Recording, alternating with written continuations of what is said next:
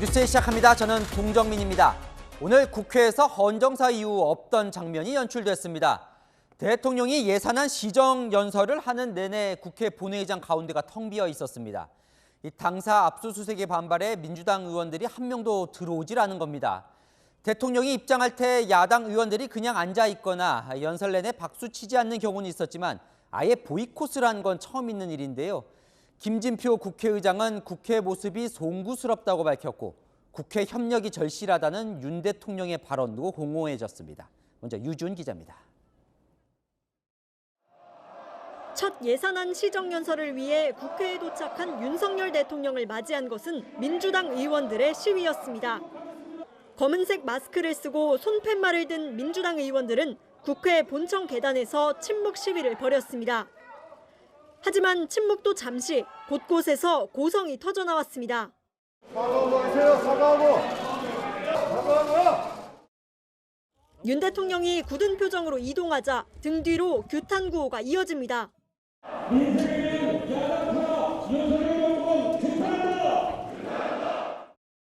이재명 대표를 비롯한 민주당 지도부는 사전 차담에도 불참했습니다. 같이 국회 모습이 가장 좋은 모습으로 국민들께 비춰져야 할 텐데 국회의장으로서 송구스럽구나. 민주당은 윤 대통령의 시정연설 동안 본회의장 대신 예결위 회의장에 따로 모여 비공개 의원총회를 열었습니다. 윤 대통령은 헌정사상 처음으로 제1야당이 없는 텅 빈 좌석을 지나 본회의장 연단에 섰습니다. 정의당, 시대전환, 기본소득당 의원들이 참석했지만 국민의힘 의원들만 박수와 환호를 보냈습니다. 연설에 앞서 정의당이 대통령 사과를 촉구하는 팻말을 붙여 소란이 일기도 했습니다.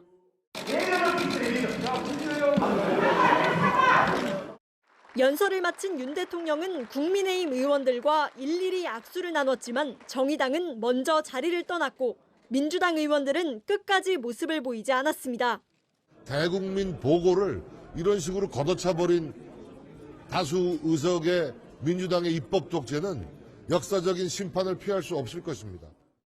대통령께 사과라는 단어는 머릿속에 안 들어와 계신 모양이죠. 협치는 스스로 본인이 없다라고 단언하신 거 아닌가요? 대통령실 고위 관계자는 민주당이 특정인의 사당이어서는 안 된다며 헌정사에 나쁜 선례를 남겼다고 비판했습니다. 채널A 뉴스 유주은입니다.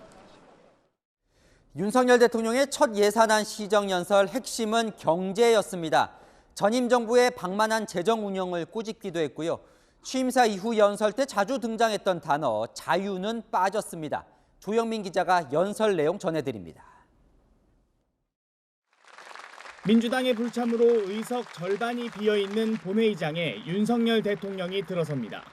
국민의힘 당색인 빨간색 넥타이를 맨 윤 대통령은 경제와 안보 상황이 어렵다며 법정 시한 내 예산안 처리를 위한 국회 협조를 당부했습니다.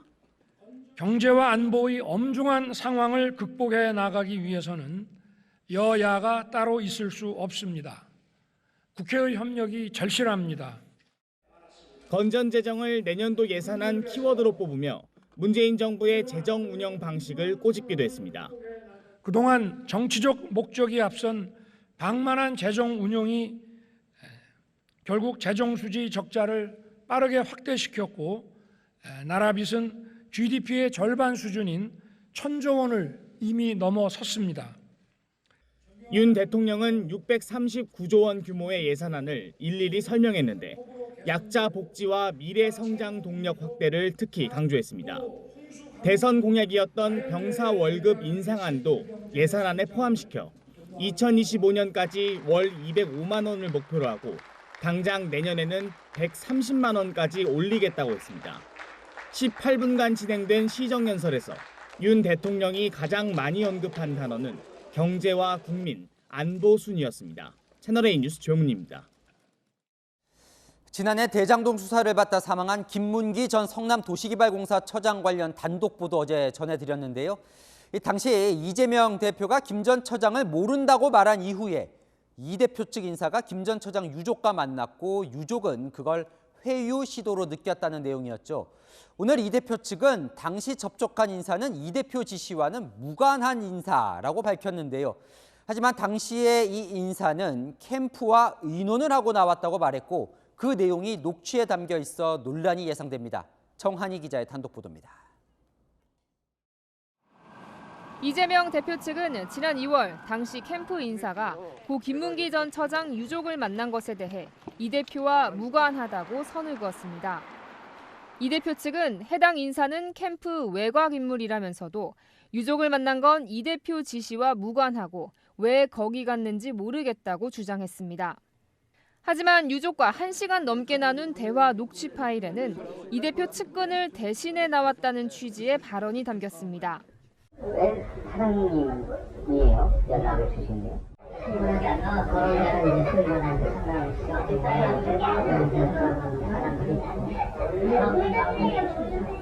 친구들이 그냥 한번 다 보면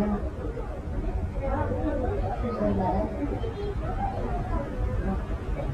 연락을 그죠.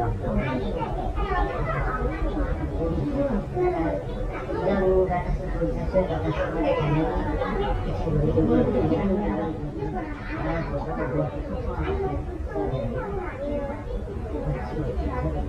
이재명 대표의 최측근 정진상 실장도 언급합니다.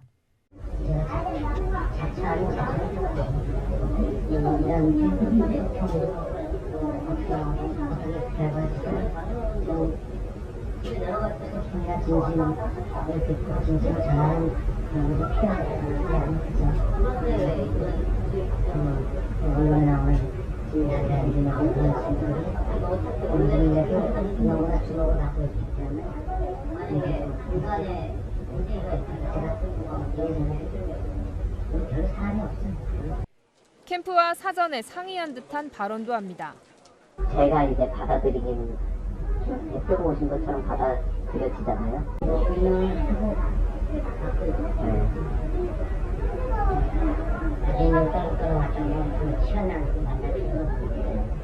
이 인사는 지난 2017년 민주당 대선 경선과 2018년 경기도지사 선거 때 이재명 후보를 도왔습니다.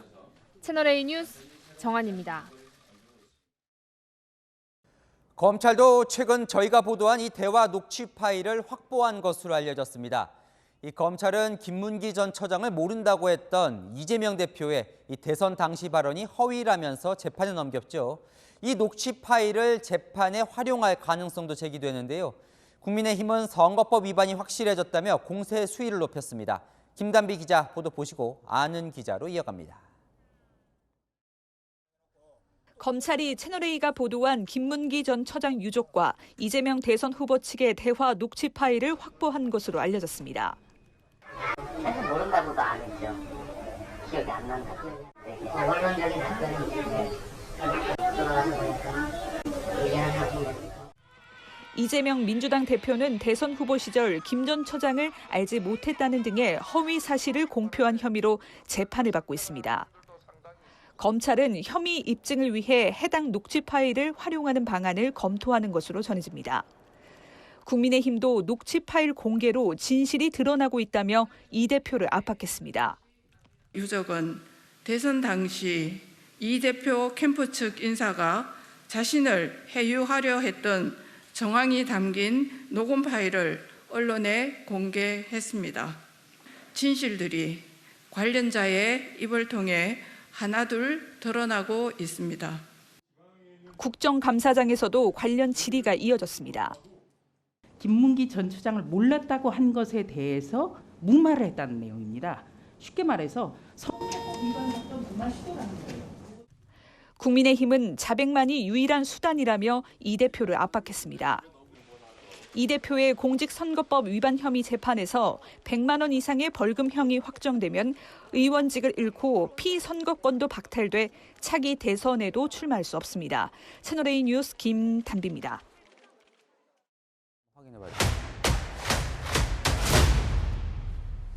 아는 기자 아자 시작합니다. 정치부 최선 기자 나와 있습니다. 자, 이번 녹취 파일이 더 관심을 모으는 건 이재명 대표가 걸려있는 이 선거법 위반 혐의. 이 재판이 미칠 영향 때문인 것 같습니다. 네, 이재명 대표가 공직선거법 위반 혐의를 받는 건 크게 세 가지 사건입니다. 대장동 사업 관련 발언과 백현동 사업 때 국토부가 협박했다는 발언, 김문기 성남도시개발공사 1처장을 시장 시절 몰랐다고 한 발언 등입니다. 이 중 기소가 된 건 백현동, 김문기 1처장 관련 발언인데요. 최근 유동규 전 본부장의 폭로에 이어 이번 유족을 만난 캠프 인사의 녹취 파일까지 나오면서 검찰 수사가 더 속도를 내고 있다는 분석입니다. 먼저 이재명 당시 대선 후보의 문제가 된 발언부터 한번 들어볼까요? 네, 이재명 당시 대선 후보는 여러 매체를 통해 성남시장 시절 김문기 1처장을 몰랐다는 취지의 발언을 이어갔는데요. 채널A에서도 이렇게 말했습니다. 근데 시장할 때는 이 사람의 존재를 몰랐다. 근데 이 사람이 어디 여행을 가는데 같이 갔더라. 출장을 가는데. 하위직 실무자인데 같이 갔으면 그 사람이 얼굴이야 제가 봤겠지만 그 사람이 이 사람인지를 여러분은 어떻게 압니까? 표창을 수백 명을 주는데 그 사람을 제가 왜 기억을 못하냐고 하면 적정한 지정일까요? 자, 이제 저 발언 보셨고 이번 녹취 파일 중에 영향을 미칠 만한 부분도 한번 들어볼까요? 네, 녹취 파일이 2개인데요. 올해 1월은 전화통화한 내용이고 올해 2월은 만나서 한 얘기입니다. 1월 전화통화에서 유족은 이재명 대표가 왜 김문기 전 처장을 몰랐다고 말했는지에 대해 답을 달라고 요청합니다. 2월에 만나서는 의논하고 왔다며 이렇게 말합니다. 직접 들어보시죠. 제가 조금 여쭤봤던 거에 대한 답 가지고 하실 수 있어요? 좀 제가 좀 후보님 또는 후보 가장 주변에서 후보 생각을 함께 할 수 있는 그런 친구들하고 얘기 정확하게 들어가지고 그 말씀을 드릴게요. 그럼 제가. 오신 건 사장님이 오신 거지만 제가 이제 받아들이기는 대표가 오신 것처럼 받아들여지잖아요. 뭐 의논을 하고 의논을 끌어놨다면 시간 낭비도 많아요. 네, 이제 가장 핵심이 되는 대목인데요. 이재명 대표가 김 전 처장을 몰랐다고 한 말에 대한 이 대표 측 인사 설명입니다. 기대되면은 그냥 살짝 들려가거든요. 그럴 경우에는 기분하고 일단 대장을 하는 게 사실 모른다고도 안 했죠. 기억이 안 난다고.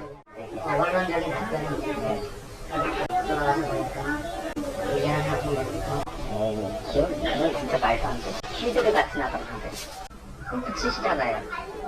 골프 치시죠.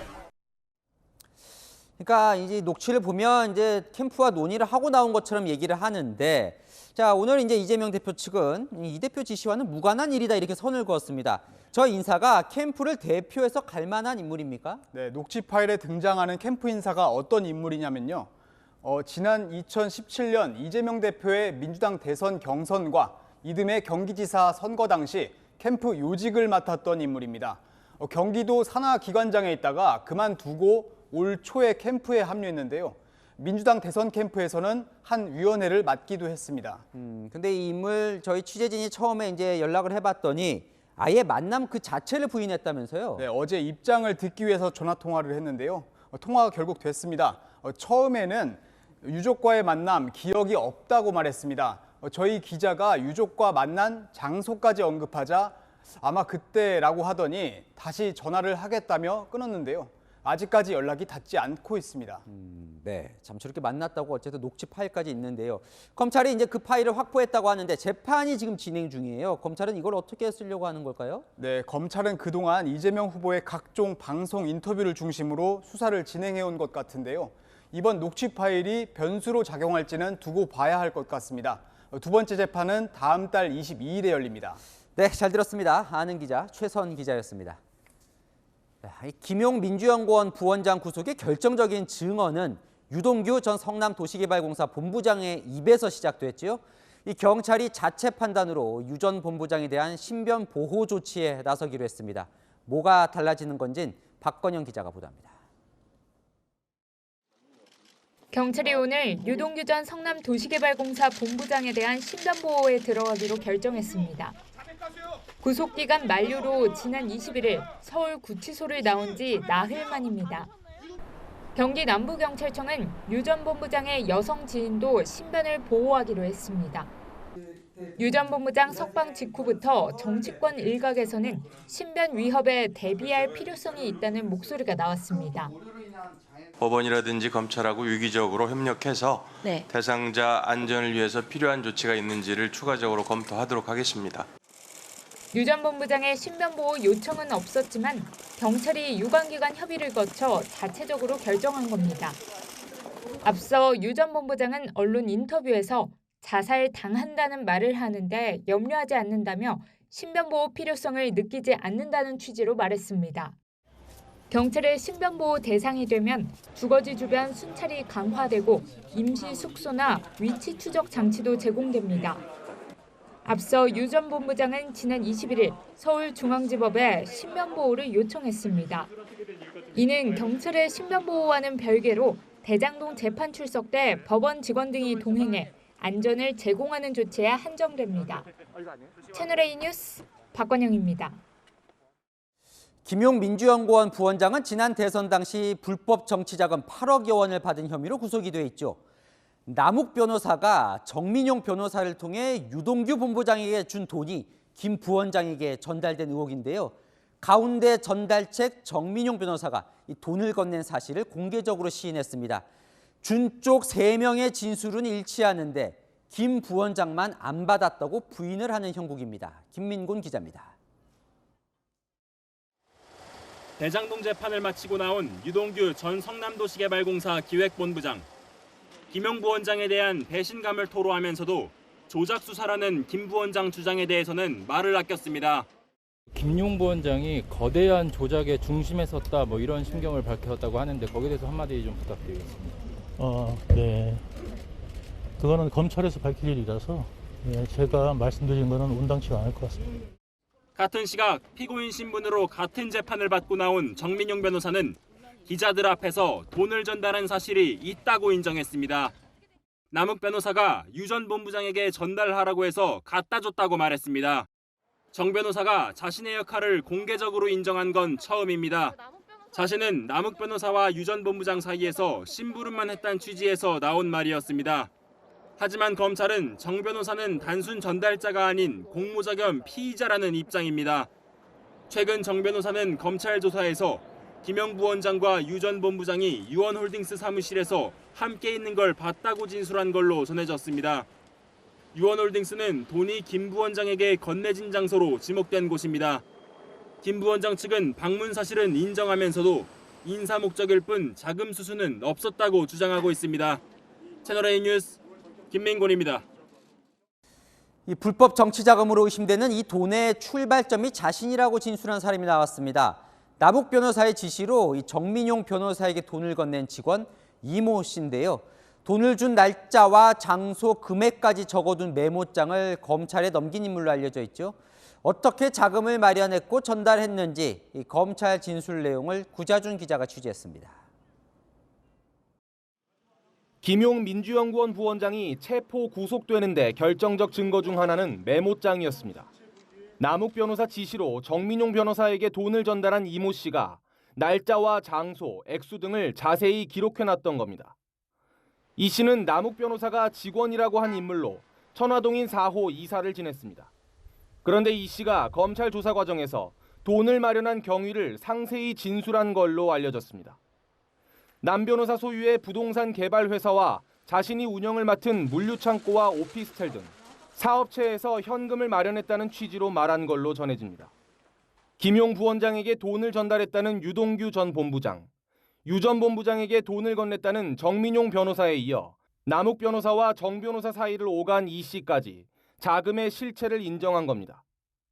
하지만 김 부원장 측은 구속 뒤에도 돈을 받은 적이 없다는 기존 입장을 고수하고 있습니다.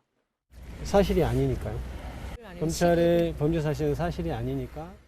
검찰은 자금 마련 과정에서 사업 용역이나 시행 관련 허위 계약을 맺었는지도 살펴보고 있습니다. 채널A 뉴스 구자준입니다. 어제 국정감사장에서 김의겸 더불어민주당 의원이 윤석열 대통령과 한동훈 법무부 장관의 술자리 의혹을 제기했죠. 여당이 강하게 반발하며 김 의원을 국회 윤리위에 제소하는 방안을 검토하는 등 후폭풍이 거셉니다. 대통령실은 사과를 요구했고 한 장관은 법적 대응을 예고했습니다. 홍지은 기자입니다. 있었던 그분의 한번 그 녹음을 한번 저에게 주어진 시간만큼 한번 들어보겠습니다. 청담동 어디 다 빌렸어. 근데 한동훈의 윤석열까지 다 온 거야. 제가 저 자리에 있거나 뭐 제가 저 비슷한 자리에 있거나 저 근방 1km 안에 있었으면 저는 뭐 걸겠습니다. 의원님, 저는 다 걸게요. 의원님 뭐 거시겠어요? 어제 김의겸 민주당 의원의 대통령과 법무장관 술자리 의혹 제기에 국민의힘은 김 의원 퇴출로 맞불을 놨습니다. 대한민국의 국회 수준을 이렇게 삼류로 떨어뜨리는 일을 그 야당 의원이 국감 현장에서 보여준 건 아니겠습니까? 아니면 말고식의 이 막가파식 이 의정활동 이제는 퇴출시켜야 되지 않습니까? 정 위원장은 또 제보의 진위 여부에 정치 인생을 걸라고 했습니다. 국민의힘은 김 의원을 국회 윤리위에 제소하는 방안도 검토 중입니다. 명예훼손과 허위사실 유포에 대해서는 반드시 엄중한 형사 책임이 뒤따라야 할 것입니다. 한 장관도 법적 조치를 예고했습니다. 그분이 무슨 자기는 거짓말 해도 되는 면허증을 가진 것이냐 행동하잖아요. 이번엔 그러면 안 될 것 같습니다. 대통령실은 면책특권에 기대 허위 사실을 퍼뜨리는 것은 책임 있는 정치인의 자세가 아니다라며 사과를 촉구했습니다. 채널A 뉴스 홍지은입니다. 이렇게 여권에서 일제히 비난과 공세를 쏟아내자 김의겸 의원은 오히려 한동훈 장관이 직을 건 것에 대해 국회를 도박판으로 만든 것이라며 반박했습니다. 민주당 안에서는 강경파 의원들이 김 의원 편에 섰지만 일각에서는 무리수였다는 목소리도 나옵니다. 우현기 기자입니다. 김의겸 민주당 의원은 한동훈 법무부 장관을 향한 공세를 오늘도 이어갔습니다. 별도의 입장문을 통해 한동훈 장관이 장관직을 걸겠다는 말로 국감장을 도박판으로 만들었다고 비판했습니다. 그러면서 자신의 술자리 의혹 제기는 정당한 것이라고 강조했습니다. 김 의원은 의혹이 제기될 때 거침없이 물어보라는 게 국민들이 제게 표를 준 이유라며 묻지 않는다면 오히려 국민의 믿음을 저버리는 것이라고 주장했습니다. 술자리 목격담이 있고 술자리 주선자로 지목된 인물이 사실을 인정하는 발언이 있어 한 장관에게 확인이 필요했다는 겁니다. 민주당 강경파 의원들은 김 의원을 옹호하고 나섰습니다. 바로 답이 부정적인 답이 나오지 않고 좀 처음에는 좀 아사무사했어요. 근데 그 점은 좀 의아스럽습니다. 나머지 부분에 대해서는 목화 진실 싸움이 시작됐으니까. 철험회 소속 양이원영 의원도 김용에게 돈을 건넸다는 사람은 유동규 1명인데 한 장관과 대통령 술자리 증언은 2명이라면서 한 장관이 스스로 알리바이를 증명하라고 공세를 펼쳤습니다. 당내 일각에서는 김 의원이 무리수를 뒀다는 지적도 나옵니다. 민주당 중립 성향의 한 의원은 저런 것을 질의하냐며 혀를 차는 의원들도 있다고 전했습니다. 채널A 뉴스 우현기입니다.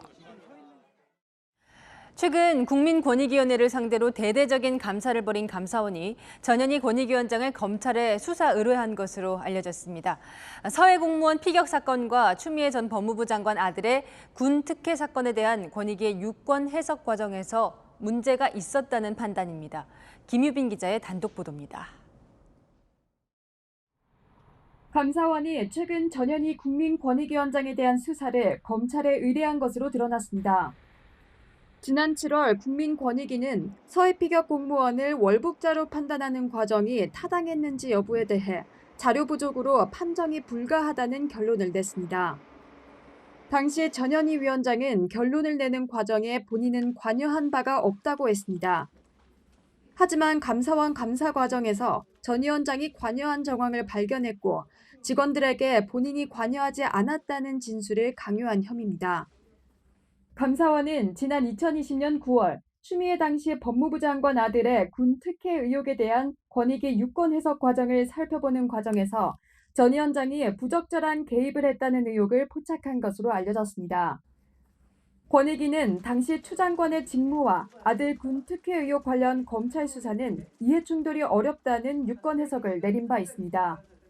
추미애 장관의 경우에는 그 이해관계인의 위치와 직무 관련성 두 가지 요건에 대해서 사실관계 확인 절차를 거쳤고 그에 따라서 예정돌이 없다는 판단을 한 거고요. 당시 판단을 두고 민주당 출신 전 위원장의 입김이 작용한 게 아니냐는 의혹이 제기됐습니다. 권익위까지 추미애 장관 친위대가 되어서는 안 됩니다. 전현희 위원장이 이 사건에 대해 직접 답한다는 것 자체가 이해 충돌에 해당하지는 않습니까? 전 위원장은 내일 오전 정부 서울청사에서 브리핑을 열어 검찰 수사의뢰와 관련해 반박 입장을 밝힐 예정입니다. 채널A 뉴스 김유빈입니다.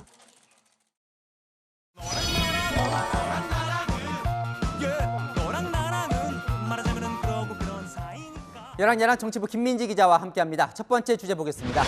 자, 직을 걸고 앞서 리포트에서 전해드린 두 사람 이야기 같군요. 네, 한동훈 법무부 장관과 김의겸 민주당 의원인데요. 어제 김 의원이요, 제보받은 내용이라면서 질문을 하자 한 장관은 직을 걸겠다, 의원님은 뭘 걸겠냐 이렇게 따져 물었죠.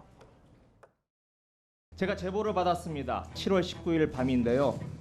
그날 술자리를 가신 기억이 있으십니까? 책임 있는 말씀을 좀 해주시죠.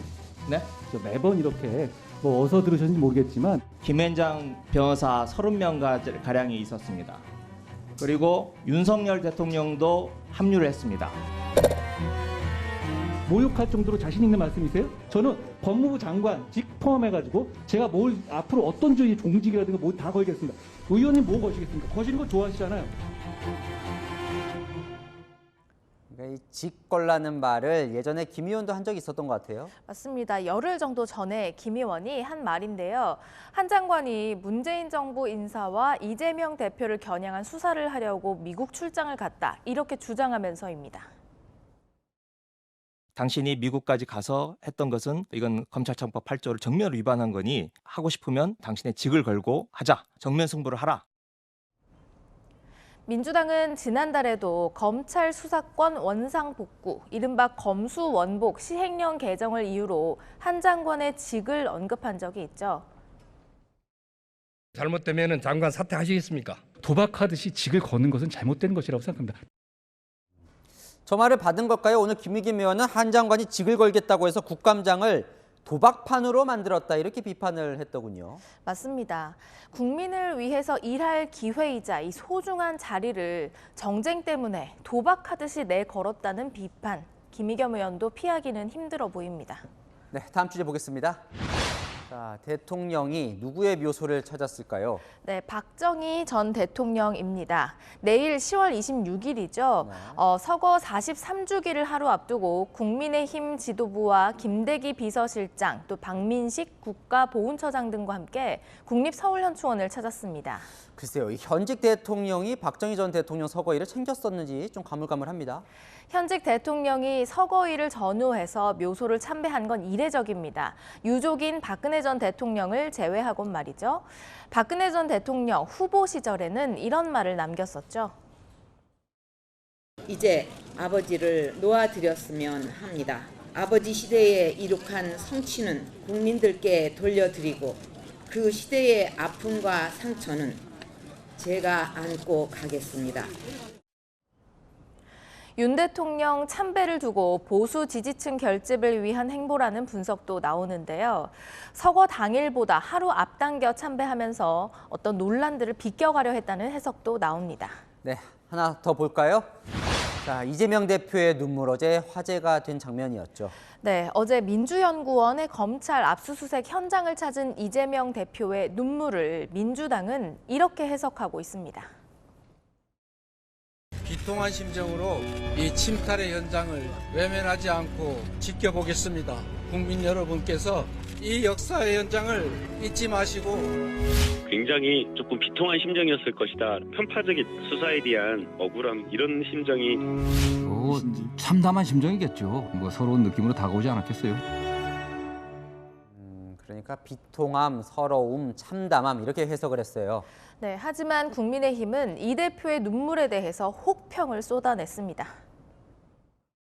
그 어떤 진심도 느껴지지 않습니다. 정치를 그만두고 눈물, 연기를 앞세워 배우하시는 게 더 나을 듯합니다. 정말 참 변신의 귀재다. 슈퍼 카멜레온이다. 선택적 눈물을 흘리는 아주 뛰어난 기술을 가지고 있다. 수급에 대해서 눈물을 흘리기는커녕 모른다 그러고 조문도 안 갔고요. 권성동 의원은 수사에 대한 두려움, 극단적 지지층을 자극하려는 신파라고도 했습니다. 참 눈물이 정치적으로 어떨 땐 또 약이 되고 어떨 땐 독이 되고 그런 것 같습니다. 네, 눈물을 흘린 이 대표 본인도요. 과거 다른 사람의 눈물을 부정적으로 바라본 적이 있는데요.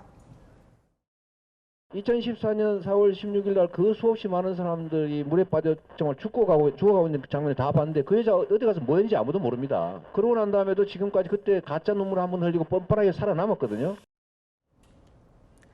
가수 유승준 씨 인터뷰에 대해 눈물에 약한 한 국민의 심성을 악용한 것이라며 비판한 적도 있습니다. 이재명 대표 눈물이 어제 처음은 아니에요. 대선 때 어머니 생각하면서 눈물을 흘린 적도 있죠. 맞습니다. 당시 지지율이 좀 정체됐을 때였는데요. 위기가 찾아올 때마다 눈물을 보인 이재명 대표. 이 위기 때 흘리는 눈물이 통할지는 국민들이 얼마나 공감하느냐에 달려있지 않을까 싶네요. 네, 지금까지 여랑야랑이었습니다. 네, 이 레고랜드가 쏘아올린 공이 지방 중소건설사부터 덮치는 모양새입니다. 레고랜드 건으로 대인 금융권이 이 대출을 조이면서 지방 건설사들 줄도산 우려까지 나오고 있습니다. 안건우 기자입니다. 강원도청 앞에 레고랜드 공사 하청업체들이 모였습니다. 일을 시켰으면 돈을 달라! 원래라면 지난 11일 공사 대금을 받아야 했지만 시행사인 강원중도개발공사가 기업회생에 들어가면서 한 푼도 못 받고 있는 겁니다. 인건비, 그다음에 자재비, 그다음에 이런 장비대 이런 것이 포함돼서 24억을 지금 못 받고 있는데 저희 업체는 물론 저희 밑에 있는 업체들도 다 줄도산이 날 수 있는. 문제는 강원도가 던진 돌이 일파만파 전국으로 퍼지고 있다는 겁니다. 지난 8월 전국 미분양 주택 수는 작년 말보다 2배 가까이 급증한 32,700채.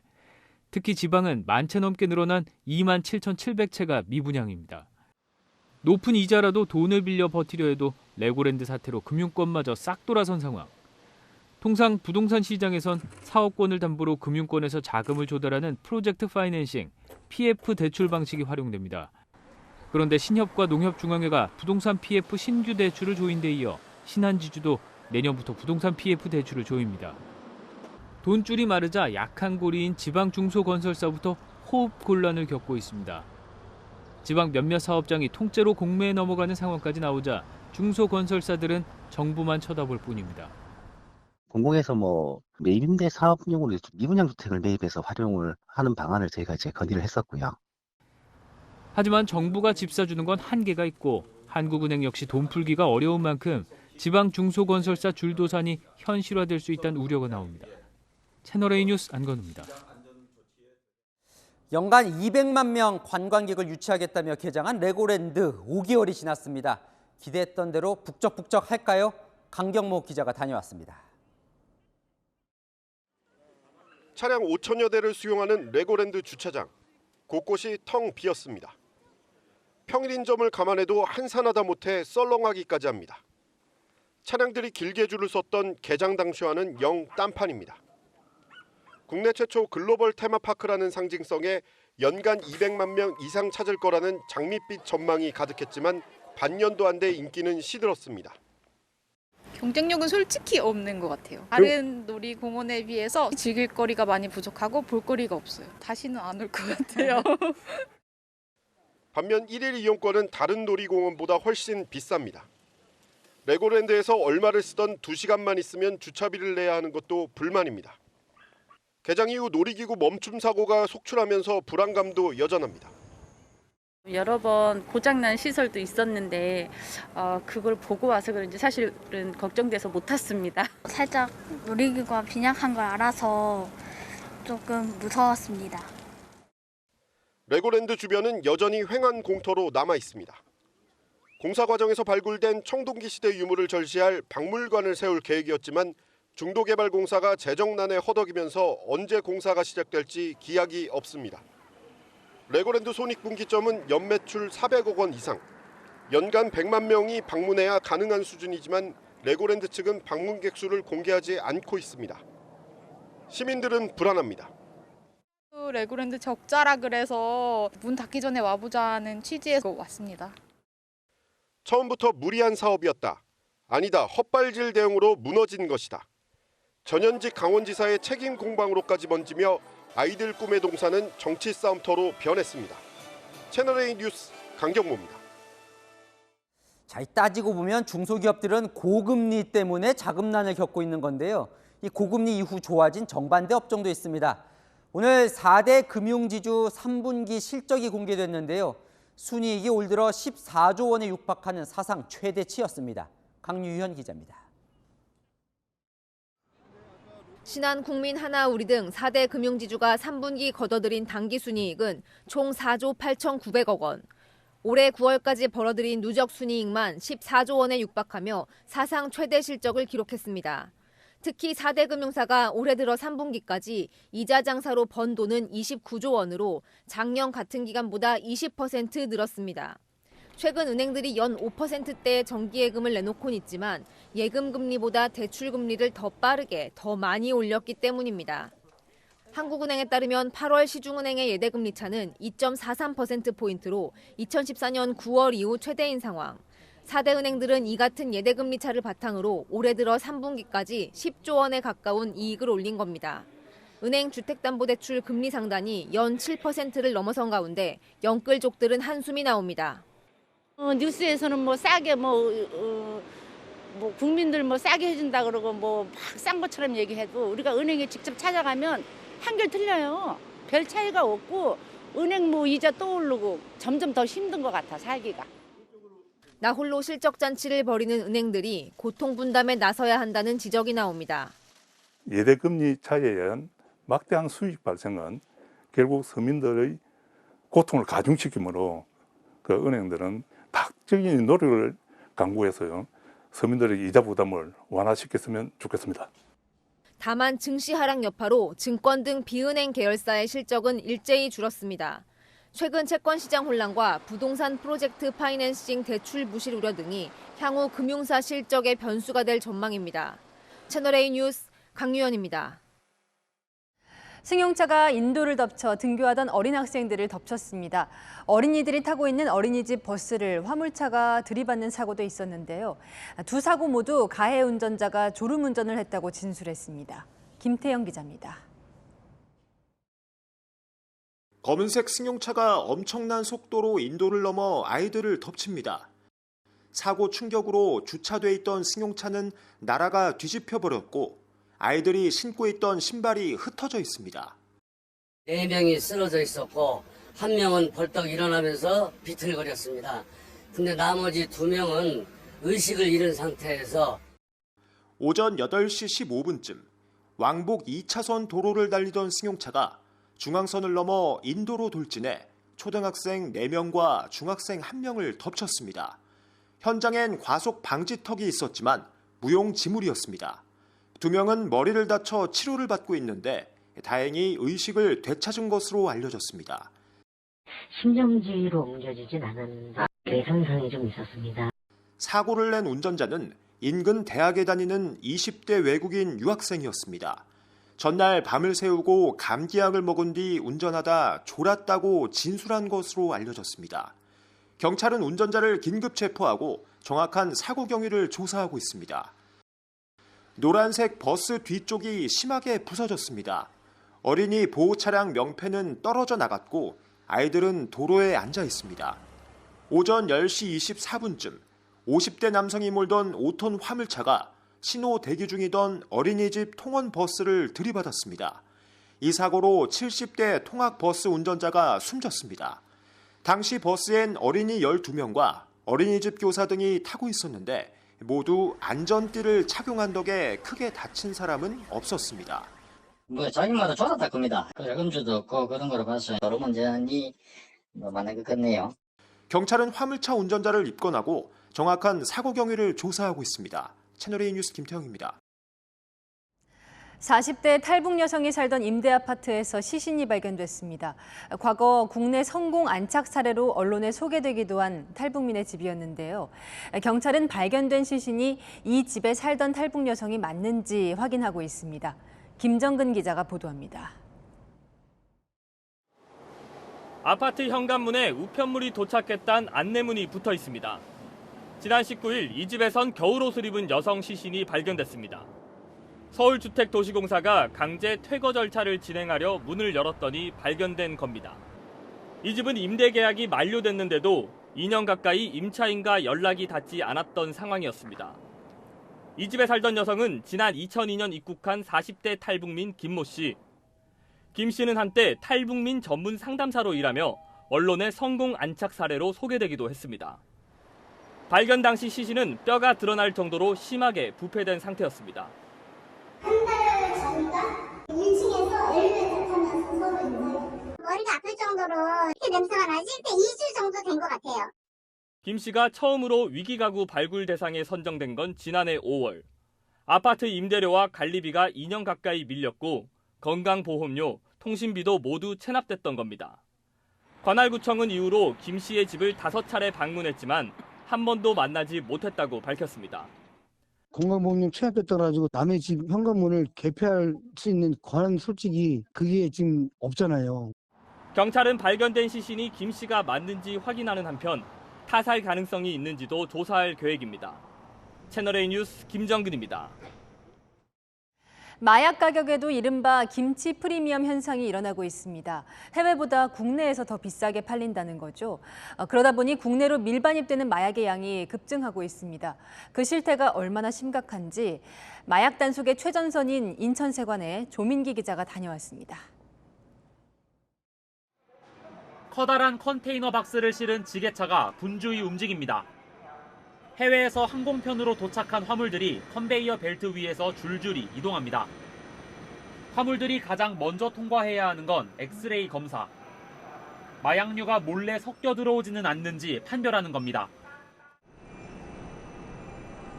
엑스레이 검색대를 통과한 화물 가운데 마약이 담긴 걸로 의심되는 건 따로 분류되는데요. 이곳 정밀검사장에서 세관 직원들이 일일이 내용물을 확인합니다. 마약 탐지견들도 의심 화물을 탐색합니다. 찾아. 마약을 밀반입하는 수법은 점점 교묘해지고 있습니다. 휴지통 바닥 접합부를 분해하자 하얀 가루가 등장합니다. 마약류로 분류되는 마취제, 케타민입니다. 여행 가방에서도, 낮게 포장된 초콜릿에서도 마약이 발견됩니다. 이런 식으로 국제 특송화물을 통해 밀반입되다 적발된 마약류는 올해 들어 지난 8월까지 146kg, 지난 한 해 적발량 121kg을 이미 넘어섰습니다. 최근에는 국내 마약 수요 증가로 국내 마약 시세가 해외보다 높아졌습니다. 전문가들은 김치 프리미엄 현상으로 마약이 국내로 집중되고 있다고 우려합니다. 예전에 비해서는 지금 한 2~3배 이상 늘어난 걸로 생각이 되는데요. 저희가 다른 나라에 비해서 김치 프리미엄이 붙었는지 좀 더 비싸게 마약류가 판매되는 것 같아서. 세관은 마약 수취인에 대한 수사를 통해 유통 경로를 추적하고 있습니다. 채널A 뉴스 조민기입니다. 단속이 한창인 곳이 또 있습니다. 단풍철 국립공원에 막걸리 잔치가 벌어지고 담배를 피우는 사람도 많은데요. 다음 달부터는 최대 200만 원 과태료 내야 합니다. 김용선 기자가 단속 현장에 동행했습니다. 이곳은 북한산 국립공원입니다. 평일이지만 단풍철을 맞아 많은 등산객들이 찾고 있는데요. 국립공원공단의 단속 현장을 따라가 봤습니다. 산을 오른 뒤 1시간 반쯤 지나자 바위 위에서 종이컵에 막걸리를 부어 마시는 등산객들이 보입니다. 단속반이 다가가자 서둘러 술병을 치웁니다. 안 마셨다고 발뺌도 합니다. 또 다른 탐방로에서도 음주 등산객은 쉽게 눈에 띕니다. 등산로 한켠에 앉아 검은 봉지에 든 막걸리를 따라 마시기도 합니다. 배군대 아래 쉼터 테이블 위에도 김밥 등 먹거리와 함께 막걸리가 올라와 있습니다. 조금씩 싸가지고 와서 반주로 한 잔씩 하시더라고요. 많이들 그렇게 하시죠. 바위빛, 낙엽 사이 누군가 피우고 버린 담배꽁초도 있습니다. 건조해서 산불 위험성이 좀 많아질 텐데 흡연에 대해서 굉장히 안 좋은 시선으로 바라볼 수밖에 없는 것 같습니다.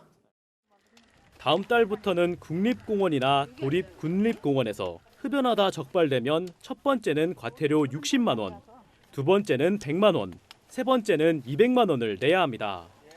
라이터나 성냥 등 인화 물질을 갖고만 있어도 같은 과태료가 부과됩니다. 대피소나 탐방로 등에서 술을 마시다 걸리면 무조건 과태료 10만 원입니다. 탐방객 자신 안전을 위해서도 이러한 이 불법 행위에 대해서는 지양을 해주시기 바랍니다. 샛길이나 특별보호구역 등 금지된 구역에 들어갔을 때 내는 과태료도 20만 원으로 2배 인상됩니다. 채널A 뉴스 김용성입니다. 인도 이민가정 출신의 수넥 신임 영국 총리가 찰스 3세 국왕을 아련하고 공식 업무를 시작했습니다. 영국의 식민지였던 인도에서도 환호가 쏟아졌는데요. 어려운 경제 상황을 직면한 수넥 총리의 앞길이 순탄치만은 않을 것으로 보입니다. 염정원 기자입니다.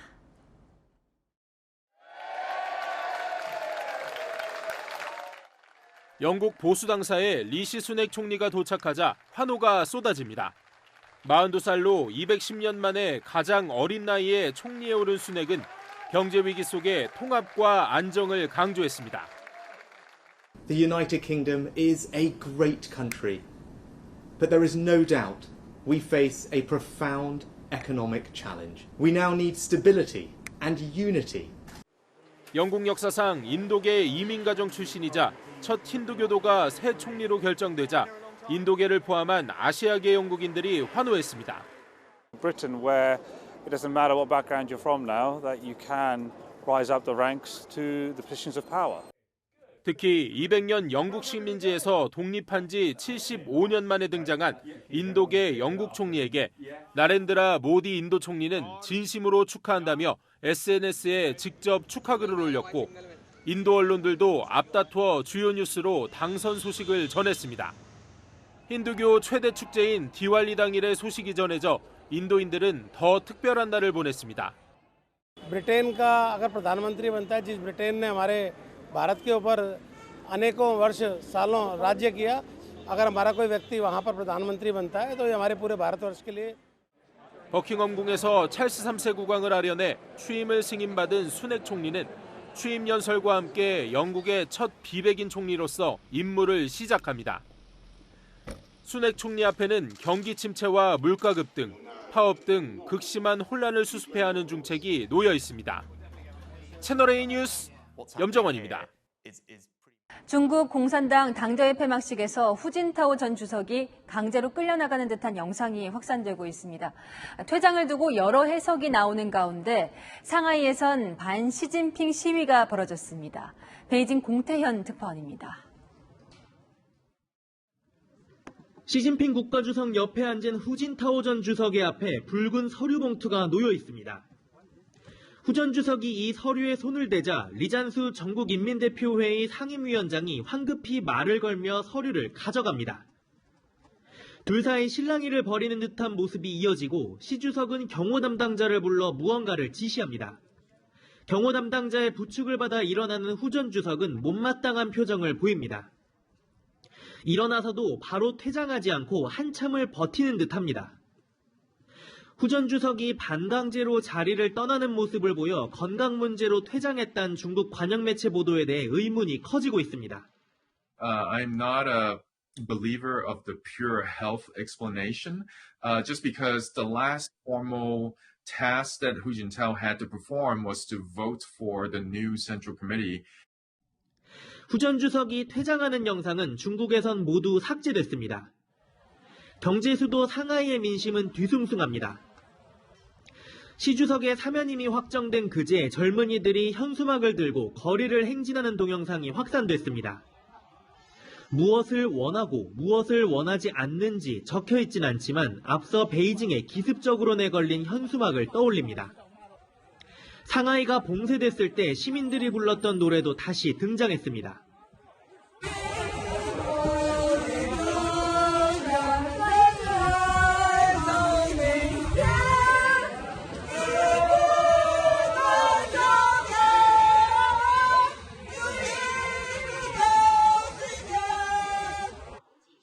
방역 실패 책임이 있는 리창 상하이시 총서기는 이번 당대회에서 상무위원회 서열 2위로 올라섰습니다. 베이징에서 채널A 뉴스 공태현입니다. 친정팀으로 돌아온 배구 여제 김연경이 정규리그 복귀전을 치릅니다. 현장으로 가보겠습니다. 자, 권솔 기자, 뒤에 경기장이 가득 차 보이네요. 네, 저는 지금 인천 월드 삼산체육관에 나와 있습니다. 지금 한국생명과 페퍼저축은행의 경기가 한창인데요. 김연경의 복귀전답게 이 현장은 관중석을 가득 채운 팬들의 응원 소리로 들썩거리고 있습니다. 복귀전부터 김연경의 플레이는 명성 그대로였습니다. 날카로운 스파이크로 공격을 이끌고 있습니다. 올 시즌 리그의 판도를 바꿀 거란 예상답게 돌아온 김연경의 플레이는 여전히 위력적입니다. 돌아온 김연경의 위력은 경기 전부터 확인됩니다.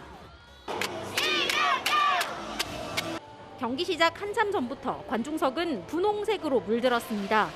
수학여행을 맞아서 제주도에서 김연경 선수 응원하러 왔어요. 제주도에서 볼 수 없는 풍경이라서 너무 좋은 것 같아요.